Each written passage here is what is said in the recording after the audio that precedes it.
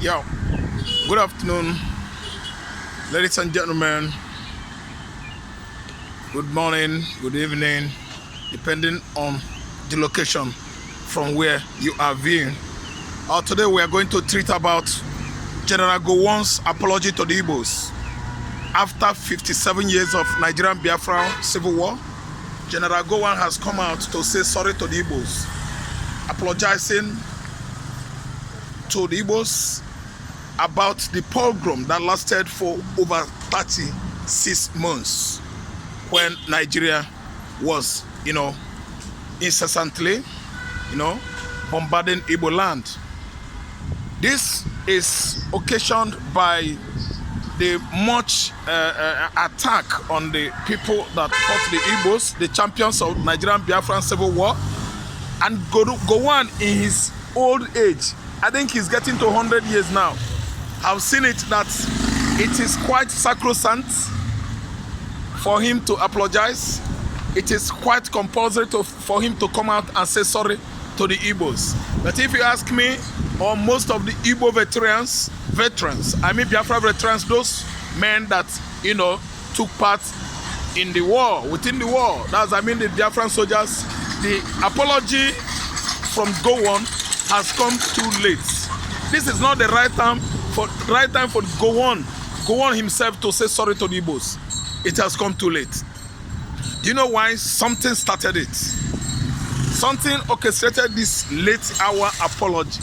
Why? Gowon, a Christian, married to an Ebonyi woman, Victoria Gowon, could not have seen anything right on apologizing to the Igbos for over 57 years now. This apology has come too late. He shouldn't have apologized again because he's getting close and closer to his grave. So that's why now he has seen it very right, to apologize to the Igbos. Let me tell you, Gowon's apology is a letdown to him and his kinsmen. Why? The same people he is telling the Igbos that he was deceived are the same people that are killing people from Gowon's extraction. I mean, just Plateau people. The Mid-Beltans, they were the one that fought the Biafrans from 1967 to 1970. Today, Gowon has find it very, very reasonable, advisable to say sorry to the Igbos. How could you have killed my brothers, my nephews, my uncles, my mothers, my sisters, pregnant women, pregnant Igbos? Their stomach were torn into pieces. They brought out the fetus, unborn children, dismembered them with machetes. Today, we are seeing an apology that could have come as earlier as 1970. Today, it is getting to 60 years, and Gowon is saying sorry to Igbos. In fact, Gowon's apology to the Igbos is an insult of the highest order. He shouldn't have just come this very late. Because if you ask me, I've been saying to myself, as he has been since remained adamant as stone to say sorry to the Igbos, he should have just let go. Yes, because he's a hero. A hero of what? The most perpetrated genocide ever on the continent of Africa. Nigeria synergized with their allies. I mean, Egypt, Chad, Cameroon, Niger, Russia, and Britain at the helm of it, because Britain was under Labour government then. See, supplied Nigerian military clique with arms. Began to look like genocide then, and certainly it was the highest orchestrated genocide on the continent of Africa. The Igbos, their children were killed. Their children were suffering from kwashiorkor. That is lack of food, food nutrients. These Biafran children were denied of, basic, at least, food. The advice given to Gowon by Awolowo actually won the war for Nigeria.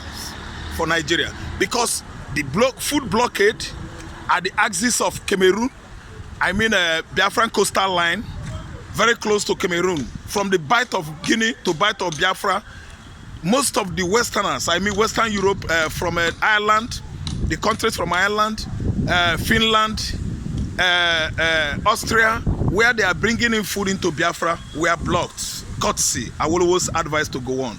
And many Biafran children, they were dying in their hundreds of thousands. Today, Gowon is coming out to say sorry to the Igbos. What is it that must have orchestrated this kind of apology that came so late? It's because of the killings in the Mid-Belt. The killings that has victimized the people, his people from Gowon's extraction, the Mid-Beltans. They are dying in their large numbers. I'm talking to you now because Fulani is so eager, anxious, overzealous to collect grab all the lands that belongs to the Mid-Beltans, Gowon's people. So this time around, Gowon has seen that his Fulani masters that deceived him into fighting the Igbos almost 60 years ago is still turned their, at least, aggression on people from his own extraction. That is the people from the Mid-Belt. Today, Gowon has seen it very, very right to say sorry to the Igbos. Imagine a man that has turned against his in-laws. Victoria Gowon is from Ebonyi State, and it has made me to believe that Gowon himself, he has Fulani blood running in his vein. And even it could be an outrightly Mid-Beltan, he shouldn't have at least found it very, very justified killing the Igbos. The Igbos are Christians, the Igbos are his in-laws. Still, Gowon was very, very happy seeing Igbo youths dying in their large numbers during the war that lasted for over 36 months. Today, an apology that has come too late will never, ever be accepted, especially by people like us. I think we were born during the struggle, the war, the pogrom that was, going on from 1967 to 1970. Over 36 months. See, let me tell you, the apology from General Gowon is a letdown apology. No, never, ever, never again shall the Biafrans face that kind of aggression, animosities, and war hostilities by Fulani, Hausa hegemonies in the northern Nigeria. Today, history is going to rewrite itself because we can see the stance of the Fulanis and the Hausas today. The Hausas that host the Fulanis for over 200 years ago, from 1804 till date, the Hausas are the guests of the Fulanis. So this time around, the Hausas, they are singing another tune because having seen Fulanis overrunning almost the region in the northern Nigeria, northeast, north, northwest, Fulani has virtually overtaken everywhere, coming with their jihadists from Mali, from southern Algeria, from southern Morocco, from Burkina Faso, Chad, Niger, and other Fulani-controlled West African countries. Virtually, they have been defeated. I mean the Hausas. So this is an apology that has come too late. Never, never shall an apology that has come almost 60 years late pacify the Igbos into believing that Gowon is meant well for Igbo man. We were killed in our large numbers, and the remnant of the Igbos are the ones that are still springing up today, waxing strong.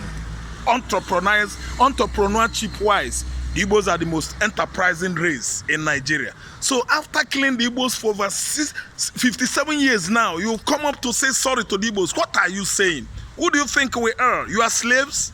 Hausa slaves? Okay, the apology has come too late. Oga, you are now almost 90-something years. You shouldn't have come out with such apology very late. You are retiring to your grave. That's why you are just trying to convince the Igbos to believe that it was a mistake. Gowon said that some persons deceived him into fighting the Igbos. It is an apology that has come late. Who are those that did so? He refused to give out name. Gowon has refused to tell the whole world the people that are behind the war, the genocide of 1960s that has at least sent over 3 to 4 million Igbos to their early graves. Many people pay the ultimate price, especially from my kinsmen. I could remember many of their names that were later given a befitting burial in the late 70s. This is indeed a story. Please share, like, and subscribe from Extreme TV News. My name still remains Raf, aka Tresvant. Thank you so much. Okay, it is an apology that has come late, and I tell you that this time around the war has started raging again between Nigeria and Biafra because all the Igbos have become apprehensive that we are not going anywhere from here. Each and every administration that comes and goes is turned against Igbo man. We have obviously seen what happened between 2015 and 2023. It was Buhari's administration. A continuation of Buhari's administration is where Tinubu started. So what is going on now is that the national cake we are talking about as a result of, the war between the Nigerian country and the Biafrans, they have just understand Igbo man as a defeated person. They believe that they have brought us down politically, socially, they have brought us down. So which is why everything about governmental positions, eluded Igbo man in Nigeria. Virtually all the office positions in Nigeria were given to the Hausa, Fulani, Yoruba, excluding their Igbo counterparts, which is the reason why Nigeria today is not going anywhere.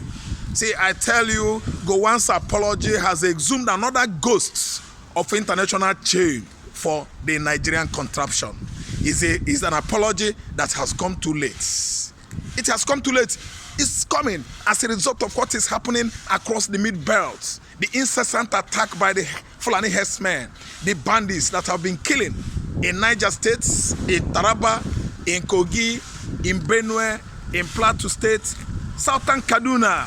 This is what orchestrated this kind of late apology from Chief, let me call him Chief Gowon. I think we are a people. I think we the Igbos, we are humans. You cannot just bring somebody down this way and start talking trash, telling us that we are apologizing.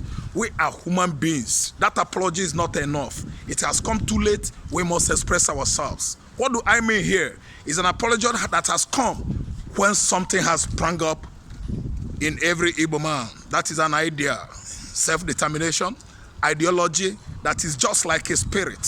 Spirit doesn't die. You know that we have taken enough. This was a man that was telling the whole world that no vanquish, nobody was victimized, nobody was a victory in a war that lasted for 3 years. That after the war, which was in 1970, there should be reconciliation, there should be reconstruction, there should be what? Renovation. Who is it that has been reconstructed or renovated or even reconciled with in Nigeria today? Do you mean Igbo man? Gowon, it is a lie. You guys, you people, Nigerian government, everything about General Gowon after 1967 to 70 was what? Falsified. Because there was nothing like reconstruction. There was nothing like renovation. There was nothing like reconciliation. What we've seen then is another pogrom of the mind, another war of the mind. We embarked on a war, mental war. An Igbo man, a defeated man. So Nigerian contraption has taken it up from 1970 till date that Igbo man should be neglected politically. So what Gowon is apologizing for? Gowon is supposed to be arrested for committing war crime of 1967 to 1970. Many Igbos were killed at the axis of Oyego Abagana. Have you forgotten what happened at the axis of Enugu? Have you forgotten when the Biafrans brought down the bridge, Onitsha Bridge, because they don't want the Nigerian counterpart to cross River Niger into Igbo land? They still succeeded and many people went down. Could I just remember for you what happened at Asaba? After the war, 1,000 Asaba men were mowed down with blood. Who led that operation? It was the same former military head of state that was Nigerian democratically elected president from 2015 till death.